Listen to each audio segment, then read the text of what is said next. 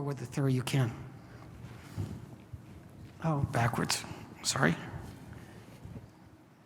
I'm Bruce Braviroff. I'm a fractional CFO, and I have been working as a CFO for about 25 years. And I started out being a fractional CFO when I was at a meeting, and I told someone that all CFOs are fractional because what happens is you get the job done and then they fire you because you're too expensive. And 3 weeks later, I got fired. And I decided at that point that I had to listen to my own words. And because of that, that's how I became a fractional CFO.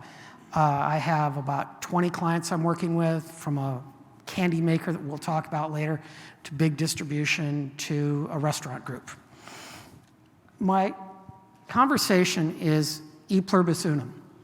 And it is the phrase that the founding fathers of the United States picked as our pseudo-motto. They didn't adopt one, they just decided this was it.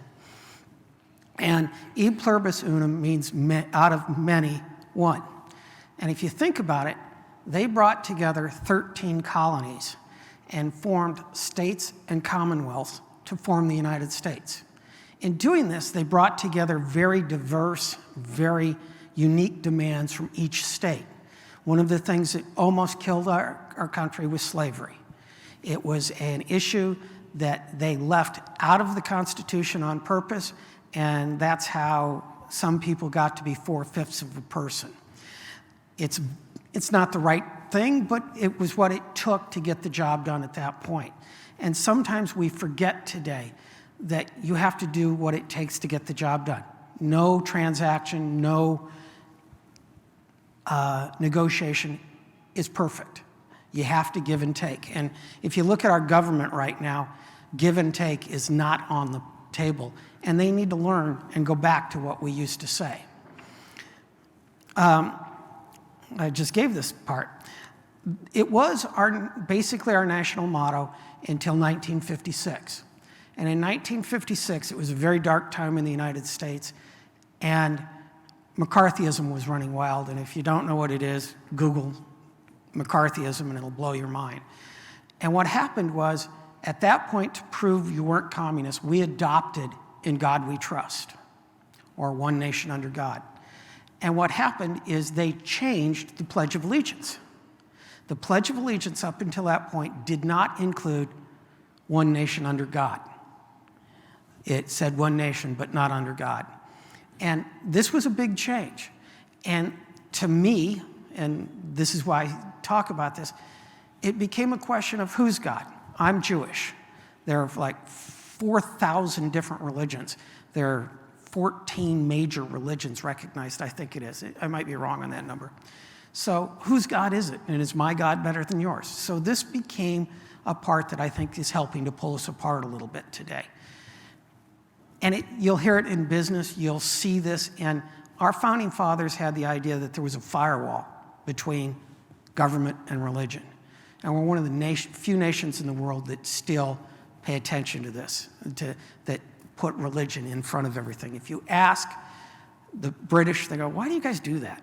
And you go around the world, in most countries that, unless you're a secular or a company like Israel or country like Israel, and that's a Jewish country, we get that. So how does E Pluribus Unum work in your business? If you think about it, I used to think of myself, I was a salesman, I worked for a big finance company, and I make a joke that I've literally financed everything from an outhouse to a brand new 737. And if you could find something in between there that I haven't financed, I'll be shocked. And I always thought of myself as a lone wolf, because as a salesman, I'm out in the field, I'm the guy that's in face-to-face with the client, I'm the person that's doing all of this work. Well, when I came across the phrase E Pluribus Unum many, many years later, I began to realize that it's not me. I had a documents department behind me. I had a credit department behind me. I had a treasury department behind me.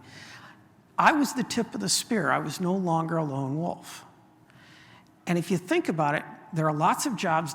There are people that are tips of the spear, and there are people that are the support. And the tip of the spear supports them, but they also support the tip of the spear. And if you think about how this works, you cannot build a good company by yourself. Right now, I'm in the middle of a transaction with a client who is a typical entrepreneur, and she's built this company to a point where it's no longer possible for her to control it. So she hires me to come in as the CFO, and the first thing she does is then says everything has to come across her desk and she has to be in every conversation. Well, all of a sudden are we a team, or is she still doing everything by herself? To be a good team, to be a good out of many one, you have to trust each other. You have to have the ability to listen and know the other person has your back. They know what you need, and they're the expert. I'm an expert in finance. I'm an expert in banking and accounting, and I don't mean doing the accounting, I mean reporting it and how it works. But I'm not an expert in doing the accounting. I'm not the expert in how to build a business. This woman's built an incredible business and is making a ton of money, but she doesn't even know how much she's making because her accountant, her CPA, when I talked to him, I said, these taxes don't look right. Do you know what she does? And his answer was no. How can he do a good job of reporting what she does if he doesn't even understand what she does? This is part of the team. Do you look and consider your CPA, your accountant, your insurance, your attorneys, your CFO, all of the people? These are the people that are your team. When I come into a new project, I bring my team with me. I have in my little group a marketing person, Sean Notzley, who's sitting right here, who really makes me look good. I have a branding person. I have a video guy who does all my work. And all of these people work to make me look better. I can't get here to where I'm at without their help. And anybody that thinks they can get to this spot and stand up and be an expert without a bunch of people supporting you and surrounding you, I think you're confused. And if you do, if you can, great. It's like the many people that I hear, and I'll be at a conference or a session somewhere, and somebody will stand up and say, I can do this, this, this, this, this. Well, guess what? They can't. They can't do a great job because they're spread too thin. They're not a subject matter expert. I am a CFO, and I'm a very unique CFO because I'm not the guy that's going to take you public. I'm not the guy that's going to get you ready for that big public thing. But I'm the guy that's going to get you ready for the guy that's going to do the public. I'm the guy that's going to get you ready for a sale. I'm the guy that's going to get you ready for investors. I'm the first step, not the last. And people need to understand what your lane is. And it's funny, I've got two CFOs that I work with that they follow me. They're automatically, I've got one client I did a year ago that I got them ready to go, got everything done, and now the client says, I want to go public. Fine, I'm fired, hire him. And that's exactly what you need to do. So think about your business. Think about the people around you. Think about how many people it takes to get to where you are. Look at the conference, look at everything. How does it relate to life? This picture was actually taken at my house. This is a group of friends. And half of them are bankers, a couple of them own restaurants, two of them are attorneys, one's a music teacher. These people make my life richer. They make my life fuller. I listen to what they say. They're each experts. Listen to what the people around you say. Don't be the loudmouth in the room, which is hard sometimes for people like me. But think about where you're going and what you're doing. And it applies to both your business life and your personal life.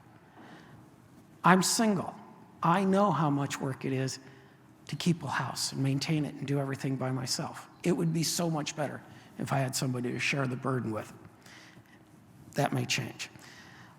The thoughts that I want to talk about is that really when you're doing business and you're living a life, look around and think of it as a team. It may be your team. Build your team and the people that are loyal to you and listen to what they say.